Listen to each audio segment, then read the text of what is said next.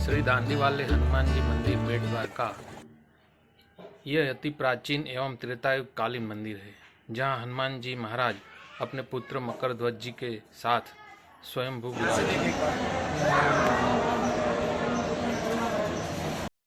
नया सुदर्शन सेतु से आप अपने व्हीकल से उस पार जा सकते हैं बेट तक। बाद में आपके वहां से लोकल ऑटो या सीएनजी रिक्शा मिल जाती है। हनुमान जी जब लंका दहन करके लौट रहे थे तो अपनी पूंछ बुझाने के लिए समुद्र जल में गए थे। उस वक्त हनुमान जी के पसीने की बूंद समुद्र के जल में गिरी। वह बूंदे मकरी नामक मगरमच्छ ने ग्रहण कर ली, तो उनके प्रभाव से हनुमान जी के यह पुत्र मकरध्वज जी का जन्म हुआ था। किंतु उस वक्त पिता पुत्र एक दूसरे को जानते नहीं थे। रामायण काल में अहिरावण और महिरावण नामक के दो मायावी राक्षस राम जी और लक्ष्मण जी को बंदी बनाकर बलि देने के लिए पाताल ले गए। तब हनुमान जी राम लक्ष्मण की खोज करते हुए इस स्थल पर आए थे। यहाँ पर आकर हनुमान जी को पाताल द्वार मिला था। द्वार पर आकर हनुमान जी ने देखा तो द्वारपाल के रूप में उनके ही बेटे मकरध्वज खड़े थे। पिता पुत्र एक दूसरे को जानते नहीं थे। तो जैसे ही हनुमान जी ने पाताल में प्रवेश किया, दोनों के बीच भीषण युद्ध हुआ।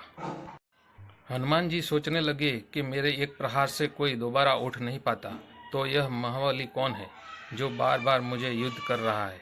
यह युद्ध चल रहा था। उसी दौरान मकरध्वज जी के माता मकरी आ गई।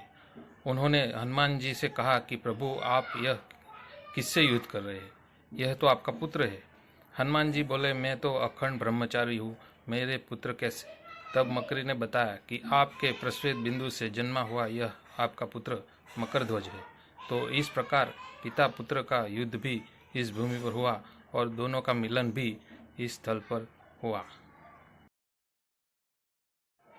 जैसे ही मकरध्वज जी को पता चला कि यह मेरे पिताजी है, तो हनुमान जी के शरण में चले गए, उनकी सहायता की। फिर हनुमान जी ने पाताल में जाकर पंचमुखी स्वरूप धारण किया।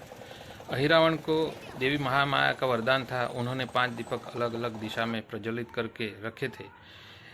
वह 5 दीपक अगर एक साथ बुझ जाए तभी अहिरावण की मृत्यु संभव थी। अहिरावण की मृत्यु का यह रहस्य जानने के बाद हनुमान जी ने सर्वप्रथम बार यहाँ पर पाताल में पंचमुखी स्वरूप धारण किया। अपने 5 मुखों से अहिरावण के 5 दीपक एक साथ बुझा दिए और अहिरावण का सेना सहित संहार करके प्रभु श्री राम और लक्ष्मण जी को बंदी से मुक्त करवा के इसी भूमि से वापस ले गए। श्री दांडी वाले हनुमान जी मंदिर की कुछ विशेषताएं इस प्रकार है।